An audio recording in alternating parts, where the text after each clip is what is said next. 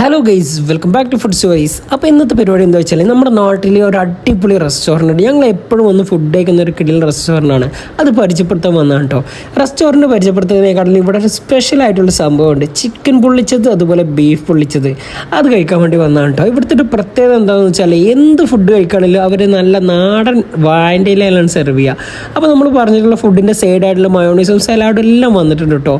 അപ്പോൾ നമ്മൾ പറഞ്ഞിട്ടുള്ളത് മന്തിയും അതുപോലെ ബീഫ് പൊള്ളിച്ചതുമാണ്. എല്ലാ പ്രാവശ്യം ചിക്കൻ പൊള്ളിച്ചതാണ് പറയാറ് കേട്ടോ. അത് അടിപൊളി ടേസ്റ്റാണ്. അപ്പോൾ ഒരു വെറൈറ്റിക്കായി ഇപ്രാവശ്യം ബീഫ് പൊള്ളിച്ചാണ് എടുത്തിട്ടുള്ളത്. എൻ്റെ പൊന്നു മക്കളെ, ഈ ബീഫ് പൊള്ളിച്ചതിൻ്റെ കാര്യമൊക്കെ പറയുകയാണെങ്കിൽ വേറെ ലെവലായിരുന്നു കേട്ടോ. അതേപോലെ തന്നെ ഇവിടുത്തെ റൈസ് നല്ല കിഡിലുള്ള റൈസ്, നമ്മൾ ഒന്നുമില്ലെങ്കിലും റൈസ് മാത്രം കഴിക്കും, അത്ര നല്ല ടേസ്റ്റുള്ള റൈസാണ് കേട്ടോ.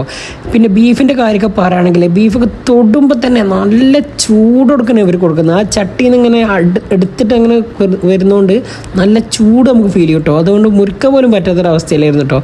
പിന്നെ അതേപോലെ തന്നെ നല്ലൊരു നാരങ്ങയുടെ കഷ്ണമൊക്കെ എടുത്തിട്ട് അതിൻ്റെ മേലൊക്കെ ഒഴിച്ചിട്ട്, എൻ്റെ പൊന്നു മക്കളെ വേറെ ലെവല്.